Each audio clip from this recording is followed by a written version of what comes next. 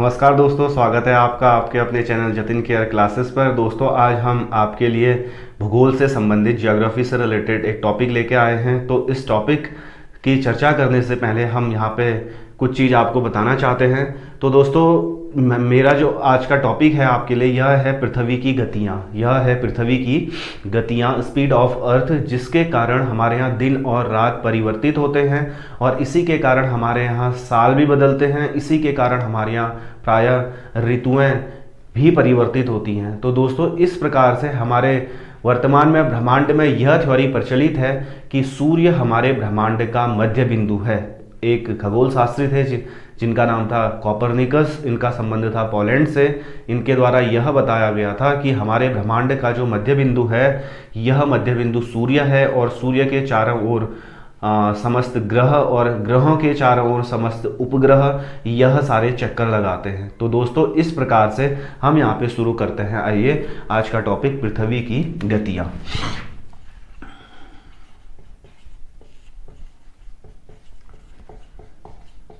पृथ्वी की गतियाँ। तो दोस्तों, इस प्रकार से पृथ्वी की प्रायः दो प्रकार की गतियाँ होती हैं। नंबर फर्स्ट जो गति है, जिसको हम कहते हैं दैनिक गति, जिसको हम कहते हैं दैनिक गति, अर्थात इसको हम कहते हैं पृथ्वी का घूर्णन।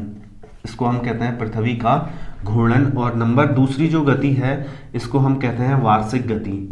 इसको हम कहते हैं वार्षिक गति। और इस गति को कहा जाता है पृथ्वी का परिक्रमण। इस गति को कहा जाता है पृथ्वी का परिक्रमण। पृथ्वी का परिक्रमण। तो दोस्तों, यहाँ पे दैनिक गति, जिसको हम कहते हैं घूर्णन अर्थात रोटेशन, और घूर्णन गति, रोटेशन और रिवॉल्यूशन हो गया परिक्रमण। तो दैनिक गति के कारण हमारे यहाँ दिन व रात परिवर्तित होते हैं। दिन व रात परिवर्तित होते हैं। और वार्षिक गति के कारण अर्थात पृथ्वी के परिक्रमण के कारण हमारे यहाँ प्रायः वर्ष परिवर्तित होते हैं, वर्ष बदलते हैं। तो दोस्तों, आइए हम जानते हैं इनमें ऐसी घटनाएं प्रायः क्यों होती हैं। तो दोस्तों, जैसे पृथ्वी की दो गतियां हैं। पृथ्वी की दैनिक गति, पृथ्वी अपने अक्ष पर, फिर ठीक है, पृथ्वी अपने अक्ष पर प्रायः पश्चिम दिशा से पूर्व दिशा की ओर रोटेट करती है। यह वेस्ट टू ईस्ट रोटेट करती है और यही कारण है कि हमारे यहाँ प्रायः सूर्योदय पूर्व दिशा में होता है। यही कारण है हमारे यहाँ सूर्योदय प्रायः पूर्व दिशा में होता है, क्योंकि पृथ्वी अपने अक्ष पर पश्चिम से पूर्व दिशा की ओर रोटेट करती है, घूर्णन करती है। और जब ठीक पृथ्वी पूर्व दिशा की ओर पहुंचती है तो इस पर सनलाइट पड़ती है। इस वजह से हमारे यहाँ पर इस प्रकार से हमारे अर्थ प्लैनेट में सूर्योदय प्रायः पूर्व दिशा की ओर होता है।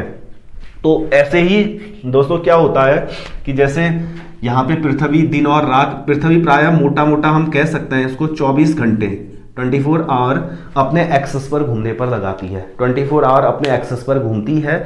और जिस वाले पार्ट पर, पृथ्वी के जिस पार्ट पर सनलाइट पड़ेंगी, उस पार्ट पर प्रायः यहाँ पर दिन होता है। और जो उसके बैक साइड होगा, उस क्षेत्र पर प्रायः वहां पर रातें हुआ करती हैं। अभी आगे को हम चर्चा करेंगे इसी टॉपिक में कि प्रायः दिन और रात छोटे बड़े क्यों होते हैं। ठीक है, तो एक नंबर का कभी क्वेश्चन आएगा कि हमारे पृथ्वी में दिन व रात प्रायः क्यों होते हैं करके। दिन और रात होता है पृथ्वी की दैनिक गति अर्थात घूर्णन गति के कारण, पृथ्वी की घूर्णन गति के कारण, क्योंकि पृथ्वी अपने एक्सेस पर वेस्ट टू ईस्ट रोटेट करते रहती है।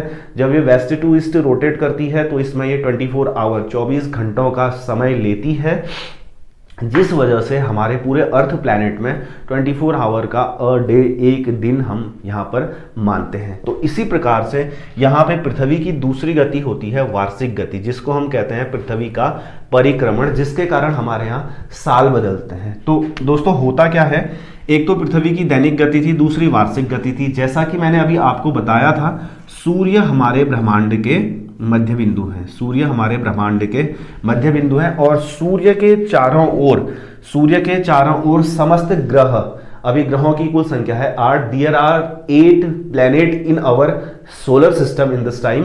तो इस प्रकार से अर्थ भी एक क्या है, हमारा प्लैनेट है। अर्थ भी हमारा एक प्लैनेट है।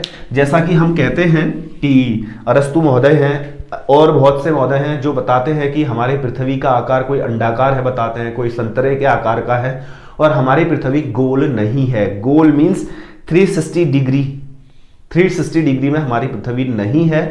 अगर 360 डिग्री की हमारी पृथ्वी होती तो हमारे यहाँ वर्ष भर दिन और रात 12-12 घंटे के होते। हमारी जो पृथ्वी है वह प्रायः ऐसी है, अंडाकार। हमारी जो पृथ्वी है वह प्रायः ऐसी है, अंडाकार या संतरे की भांति। अब सूर्य के चारों ओर समस्त ग्रह चक्कर लगाते हैं, तो पृथ्वी भी एक ग्रह है, यह भी सूर्य के चारों ओर चक्कर लगाती है, जिसको यह पूरा करने में 365 दिन 5 घंटे 48 मिनट, 365 दिन 5 घंटे 48 मिनट और 56 सेकंड का समय लेती है। अर्थात पृथ्वी सूर्य के चारों ओर चक्कर लगाने में 365 दिन 5 घंटे 48 मिनट और 56 सेकंड का समय लेती है।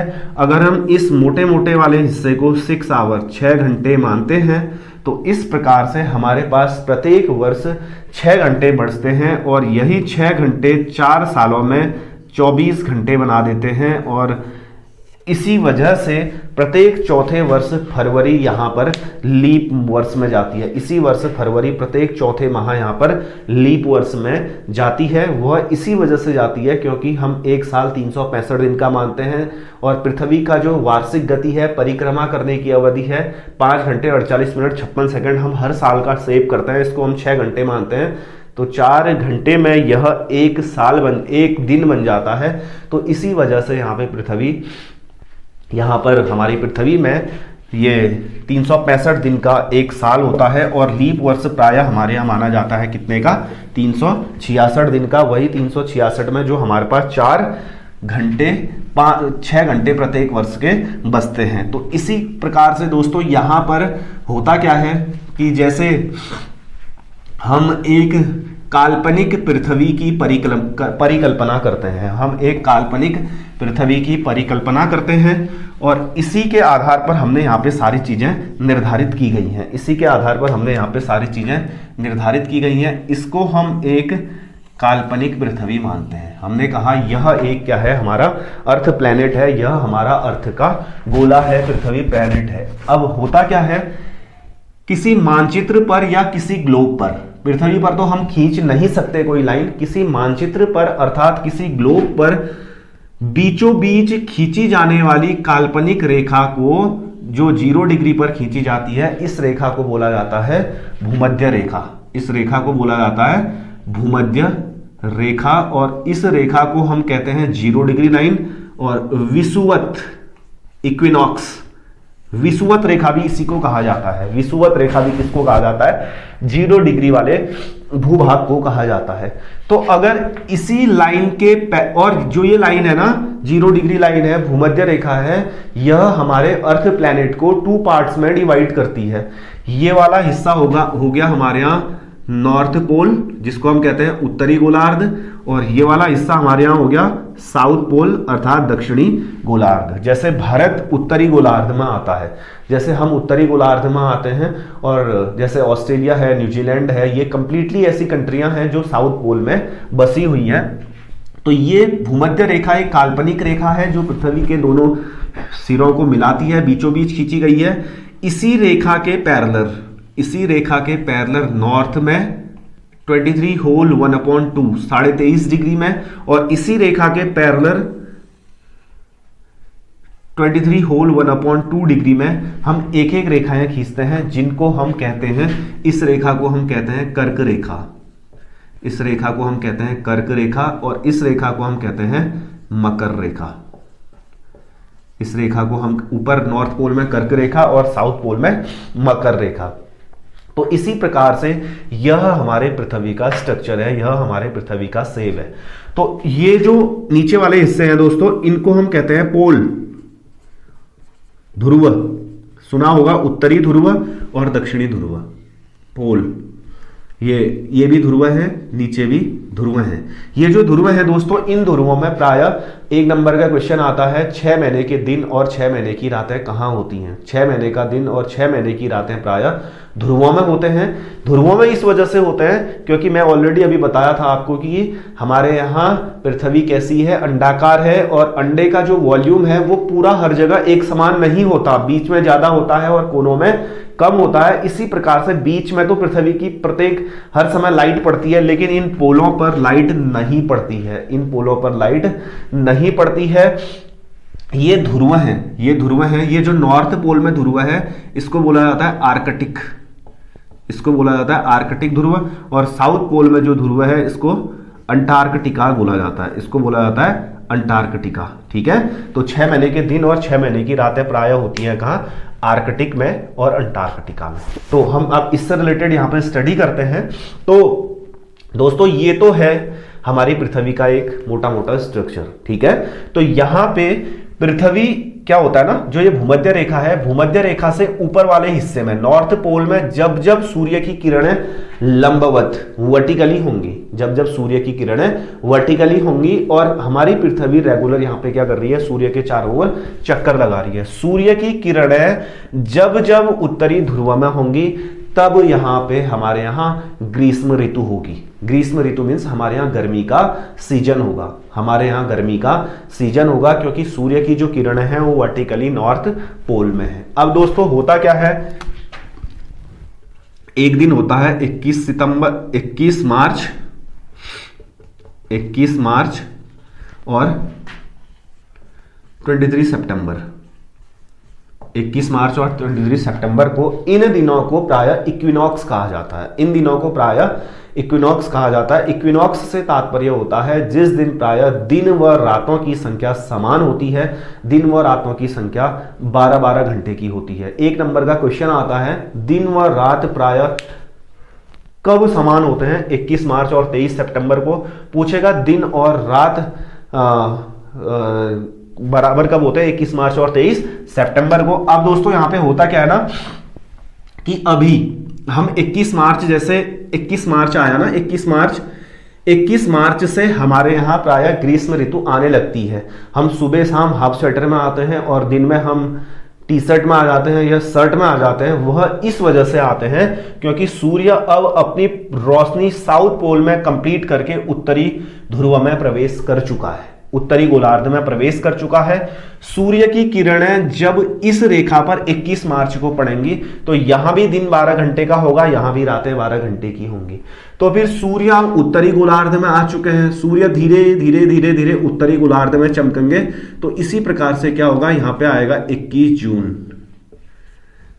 यहां पे आएगा 21 जून। 21 जून को जब सूर्य की किरणें वर्टिकली लंबवत कर्क रेखा पर होंगी उस दिन उत्तरी गोलार्ध का सबसे बड़ा दिन होगा। ठीक है, तो उत्तरी गोलार्ध का सबसे बड़ा दिन, उत्तरी गोलार्ध का सबसे बड़ा दिन होता है कब, 21 मार्च को। ठीक, 21 जून को। इस दिन क्या होता है, प्रायः हमारे यहां 14 घंटे का दिन और 10 घंटे की रात, क्योंकि सूर्य की किरणें उस दिन लंबवत कहां है, वर्टिकली कर्क रेखा पर। तो दोस्तों सूर्य फिर इस उत्तरी गोलार्ध में चमकता है। उत्तरी गोलार्ध में जैसे सूर्य चमकेगा, अभी कुछ दिनों के बाद क्या हमारे यहाँ ग्रीष्म ऋतु होगी, हम पूरे टी शर्ट में होंगे, हमारे यहाँ फैन ऑन होंगे, एसी लगा होगा, कूलर लगा होगा, क्योंकि सूर्य की जो किरणें वर्टिकली कहाँ है, नॉर्थ पोल में। फिर इसी कारण से, इसी प्रकार से जब यहाँ पे सूर्य इस भूमध्य उत्तरी गोलार्ध में पूर्ण रूप से अपनी लाइट दे चुका होगा, फिर हम आते हैं कहां, सूर्य आएगा फिर से कहां, नीचे, जब साउथ पोल की ओर को जाएगा। 23 सितंबर को सूर्य यहां भूमध्य रेखा पर दोबारा से चमकेगा, वर्टिकली लंबवत चमकेगा, जैसे उत्तरी गोलार्ध में जाते समय चमका था। तो 23 सितंबर को, इस प्रकार से 23 सितंबर को भी प्रायः हमारे यहाँ दिन और रातों की अवधि क्या होगी, समान होगी। इसमें 12 घंटे के दिन होंगे और 12 घंटे की रातें होंगी। ठीक है, आ रहा है ना समझ में। हाँ, तो इसी प्रकार से क्वेश्चन यही होता है, 21 मार्च और 23 सितंबर को दिन और रातों की अवधि एक समान होती है। और यहाँ पे उत्तरी गोलार्ध का biggest day of north pole 21 जून को होता है। ठीक है दोस्तों, तो इसी प्रकार से क्या है, सूर्य अब कहां प्रवेश हो चुके हैं, दक्षिणी गोलार्ध में। ये साउथ पोल है, ये नीचे का हिस्सा क्या है, साउथ पोल है। सूर्य दक्षिणी गोलार्ध में प्रवेश कर चुके हैं। सूर्य के दक्षिणी गोलार्ध में प्रवेश करने से सितंबर के माह में हमारे नॉर्थ पोल अर्थात हमारे इंडिया में, इंडिया नॉर्थ पोल में आता है। यहाँ पे प्रायः हम लोग सुबह और शाम को स्वेटर पहनने लग जाते हैं फिर से, और दिन में हम शर्ट में आ जाते हैं। फिर धीरे धीरे जैसे सितंबर के बाद अक्टूबर आता है, नवंबर आता है, सूर्य साउथ पोल में है, नॉर्थ पोल में सूर्य की किरणें वर्टिकली नहीं है। फिर हम लोग पुनः, हमारे यहाँ कौन सी ऋतु आ जाती है, ठंडे की ऋतु आ जाती है। ठीक है, हमारे यहाँ विंटर सीजन आ जाता है, जाड़े का सीजन आता है, हम लोग आगे जलाना शुरू करते हैं और हम कपड़े पहनना शुरू कर देते हैं। तो इसी प्रकार से सूर्य अब दक्षिणी गोलार्ध में चमक रहा है, सूर्य अब दक्षिणी गोलार्ध में चमक रहा है। ठीक, यहाँ पे क्या होता है ना दोस्तों, जैसे यहाँ उत्तरी गोलार्ध में सूर्य चमका था 21 जून को कर्क रेखा पर, ऐसे ही ठीक 22 दिसंबर को, ठीक 22 दिसंबर को सूर्य की किरणें वर्टिकली कहां होंगी, मकर रेखा पर होंगी। वर्टिकली यहां पर मकर रेखा पर होंगी। मकर रेखा पर सूर्य की किरणें जब 22 दिसंबर को होंगी तो 22 दिसंबर को यहां पे दक्षिणी गोलार्ध का सबसे बड़ा दिन होगा, बिगेस्ट डे ऑफ साउथ पोल।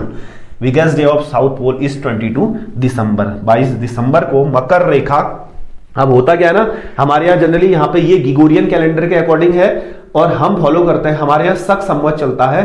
तो शक संवत यहाँ करीब हमारे यहाँ हम पहुंच जाते हैं कहाँ, 14 जनवरी तक हम पहुंच जाते हैं। कहाँ, 14 जनवरी तक। हमारे यहाँ 14 जनवरी को मकर संक्रांति मनाई जाती है। उस दिन हमारे यहाँ पुशुड़ी का त्यौहार या घुघुतिया त्यौहार होता है, और यहाँ पे हमारे बागेश्वर में सरयू और गोमती नदी के संगम पर उत्तरायणी का पर्व मनाया जाता है, उत्तरायणी का त्यौहार मनाया जाता है। ठीक है, उत्तराखंड के सबसे प्राचीन मेलों में से एक मेला है उत्तरायणी का त्यौहार, जो 14 जनवरी से शुरू होता है। तो इस प्रकार से यहाँ पे दक्षिणी गोलार्ध का सबसे बड़ा दिन होगा कौन सा, 22 दिसंबर। तो दोस्तों, अभी मैं कुछ समय पहले आपसे चर्चा कर रहा था ध्रुव की, पोल की। ठीक है, जहां 6 महीने के दिन और 6 महीने की रातें होती हैं, और यहां इससे भी रिलेटेड क्वेश्चन आते हैं। अभी क्या है, जैसे सूर्य की किरणें वर्टिकली नॉर्थ पोल में है। ठीक है, नॉर्थ पोल में है, तो नॉर्थ पोल में है, नॉर्थ पोल है कौन सा, आर्कटिक। ये क्वेश्चन पूछा जाता है कि आर्कटिक की यात्रा प्रायः किस तिथि से किस तिथि के मध्य की जा सकती है। आर्कटिक की जो यात्रा होती है ना, यह प्रायः कब होगी, जब आर्कटिक है नॉर्थ पोल, और नॉर्थ पोल में जब सनलाइट वर्टिकली होगी, लंबवत होगी, तभी तो आर्कटिक में यहां उजाला दिखाई देगा। और आर्कटिक में सूर्य प्रवेश, उत्तरी गोलार्ध में सूर्य प्रवेश कब से हुआ, 21 मार्च टू 23 सितंबर।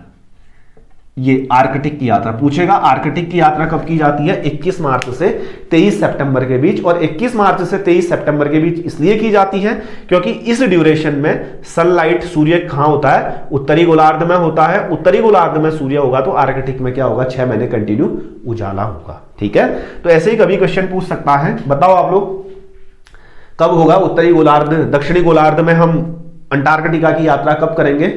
अंटार्कटिका की यात्रा जनरली हम जिस दिन सूर्य कहां वर्टिकली साउथ पोल में आ जाएंगे, कब, 23, एक मिनट, हाँ, 21 मार्च से 23 सितंबर के बीच तो यहां की यात्रा होती है, और यहां की यात्रा होगी प्रायः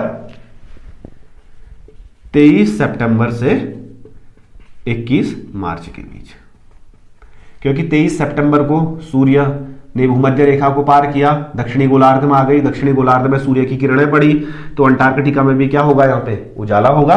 और ये उजाला कब तक रहने वाला है, यहाँ 21 मार्च तक। तो 23 सितंबर से 21 मार्च तक हमारे यहाँ क्या होता है, सूर्य की किरणें दक्षिणी गोलार्ध में होती हैं, जिस वजह से अंटार्कटिका की यहाँ पे यात्रा की जाती है। तो दोस्तों, इस चैप्टर में से बहुत सारे प्रश्न पूछे जाते हैं। इसमें से पूछे जाते हैं कि उत्तरी गोलार्ध का सबसे बड़ा दिन कौन सा होता है, कौन सा होता है उत्तरी गोलार्ध का सबसे बड़ा दिन, हाँ गुड, उत्तरी गोलार्ध का सबसे बड़ा दिन होता है यहाँ पे 21 जून को। दक्षिणी गोलार्ध का सबसे बड़ा दिन होता है कौन सा, 22 दिसंबर को। और दिन और रातों की अवधि प्रायः समान होती है, कब, 21 मार्च और 23 सितंबर को। और यहाँ पे विषुव वाली कंडीशन किसे कहा जाता है? विषुवत रेखा बोलते हैं ना इसको, भूमध्य रेखा, इक्वेटर या 0 डिग्री बोलते हैं। विषुव वाली कंडीशन होती है 21 मार्च और 23 सितंबर को। इस दिन प्रायः दिन और रातों की अवधि क्या होती है? समान होती है। तो दोस्तों ये तो था कि दिन और रात छोटे बड़े क्यों होते हैं, ठीक है। सूर्य की वर्टिकली लाइट जहां पड़ेगी वहां दिन ऑब्वियसली बड़े होंगे, जहां नहीं पड़ेगी वहां छोटे होंगे। इससे पहले हमने देखा था दिन और रात कैसे होते हैं। घूर्णन गति के कारण, पृथ्वी के रोटेशन के कारण, घूर्णन के कारण दिन और रात छोटे होते हैं। और यहां पे एक कंडीशन और होती है, यहां पे एक कंडीशन और होती है, जब पृथ्वी हमारी सूर्य के चारों ओर, जब पृथ्वी हमारी सूर्य के चारों ओर चक्कर लगाती है, जब पृथ्वी हमारी सूर्य के चारों ओर यहां पर चक्कर लगाती है, तो इसको यहां पे बोला जाता है, यहां पे कुछ कंडीशनें ऐसी होती हैं जिसको बोला जाता है उपसौर, जिसको बोला जाता है उपसौर। और दूसरी कंडीशन होती है अपसौर की, दूसरी कंडीशन होती है अपसौर की। जनरली जो उपसौर होता है ना, उपसौर को हम कहते हैं यहां पे पेरीहिलियन, इसको हम कहते हैं यहां पे पेरीहिलियन, और इसको कहते हैं एपीहिलियन, इसको कहते हैं एपीहिलियन और इसको कहते हैं पेरीहिलियन। तो दोस्तों यहां पे क्या होता है ना, सूर्य तथा, आप लिख सकते हैं डेफिनेशन इसकी, सूर्य तथा, वनडे एग्जाम में नहीं पूछेगी ये, सूर्य तथा पृथ्वी, सूर्य तथा पृथ्वी के मध्य, सूर्य तथा पृथ्वी के मध्य जब दूरी कम होती है, जब दूरी कम होती है, इसको हम कहते हैं कौन सी कंडीशन? उपसौर वाली कंडीशन, अर्थात पेरीहिलियन वाली कंडीशन, ठीक है। और यह कंडीशन प्रायः होती है 3 जनवरी को। 1 नंबर का क्वेश्चन बहुत से एग्जामों में पूछा गया है कि उपसौर प्रायः किस दिन होता है, उपसौर प्रायः किस दिन होता है? यह होता है 3 जनवरी को। उपसौर होता क्यों है? इस दिन सूर्य और पृथ्वी के मध्य की जो दूरी है वो क्या हो जाती है? कम हो जाती है। और इस कंडीशन में क्या होगा? दूरी, बताओ क्या होगा आप लोग? गुड, दूरी क्या होगी उस दिन? ज्यादा होगी, दूरी उस दिन क्या होगी? ज्यादा होगी। और यह कंडीशन प्रायः होती है कब? 4 जुलाई को। यह कंडीशन प्रायः होती है 4 जुलाई को। 4 जुलाई को अमेरिका का स्वतंत्रता दिवस होता है। और ओ से अपसौर, ओ से अमेरिका, ऐसे याद कर सकते हैं। और आप याद करना कि इस दिन क्या होती है? सूर्य प्रायः और पृथ्वी के मध्य प्रायः दूरी क्या हो जाती है? ज्यादा हो जाती है। सूर्य और पृथ्वी के मध्य दूरियां ज्यादा हो जाती है। तो ये था दोस्तों अपसौर और उपसौर। ये कंडीशनें जनरली ऐसे ही होती हैं कि जैसे ये हमारे ब्रह्मांड का मध्य बिंदु सूर्य है, सूर्य के चारों ओर पृथ्वी लंब वृत्ताकार, वर्टिकली लंब वृत्ताकार क्या होती है? कभी दूर कभी पास पृथ्वी इसके होती है। तो इस कंडीशन में क्या होता है कि सूर्य के कभी पृथ्वी नजदीक आती है तो कभी पृथ्वी सूर्य के दूर आती है। जब पृथ्वी मध्य, सूर्य तथा पृथ्वी के मध्य दूरी कम होगी तो उसको बोला जाता है उपसौर, पेरीहिलियन, या प्रायः 3 जनवरी को होता है। दूरी जब ज्यादा हो जाती है इसको बोला जाता है अपसौर, इसको बोला जाता है एपीहिलियन। ये होता है प्रायः 4 जुलाई को। फिर दोस्तों इसी से रिलेटेड यहाँ पे सूर्य ग्रहण, चंद्र ग्रहण और चंद्रमा की अन्य चीजें होती हैं, वो जब मैं यहाँ पे प्लैनेट्स के बारे में बताऊंगा उस समय इन चीजों को ज्यादा एक्सप्लेन किया जाएगा। तो ये तो था दोस्तों आज का टॉपिक कि पृथ्वी की गतियां, दिन रात का क्यों होना और ऋतुएं परिवर्तित किस प्रकार से होती हैं। अगर आपको ये टॉपिक समझ में आता है अच्छे से तो इसको प्लीज़ अधिक से अधिक मात्रा में लाइक, शेयर और सब्सक्राइब करें। और इस टॉपिक से रिलेटेड अगर आपको कोई समस्या होती है प्लीज़ हमें कमेंट बॉक्स में लिखिए, हम आपकी समस्या का समाधान करने के लिए हर समय तत्पर हैं। थैंक यू दोस्तों।